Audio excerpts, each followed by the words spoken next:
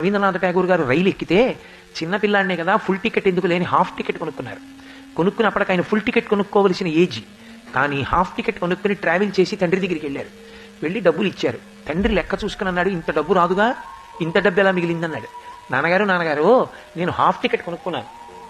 Half ticket కొనుక్కుని ట్రైన్లో నన్ను నీ ఏజ్ ఎంత అని అడిగితే, ఏదో 10 ఏళ్ళు అయితే ఫుల్ టికెట్ కొనుక్కోవాలనుకోండి, 11 ఏళ్ళైనా నేను 9 ఏళ్ళు అని చెప్పేశాను. రైల్వే టీటీఈ నన్ను కనిపెట్టలేకపోయాడు. నేను హాఫ్ టికెట్తో ఇంటికి వచ్చేసాను నాన్నగారు, డబ్బులు మిగిలి అన్నాడు. దేవేంద్రనాథ్ ఠాగూర్ ఏమీ మాట్లాడలేదు. ఆయన వెంటనే ఫుల్ టికెట్ కొనుక్కుంటే ఎంత డబ్బు అవుతుందో అది హాఫ్ టికెట్తో ట్రావెల్ చేసి అబద్ధం చెప్పి వచ్చినందుకు కట్టవలసిన పెనాల్టీ ఎంత ఉంటుందో ఆ డబ్బు కలిపి కొడుకిచ్చి, చాలా తప్పు, ఇవాళ ప్రభుత్వాన్ని మోసం చేసావు హాఫ్ టికెట్ అని, ఇది అలవాటై రేపు పొద్దున్న ఎవరినైనా మోసం చేస్తావు. నాకు కావలసింది ప్రయోజనకరమైన కొడుకు తప్ప అబద్ధాలు చెప్పి డబ్బు సంపాదించే కొడుకు నాకు అక్కర్లేదు.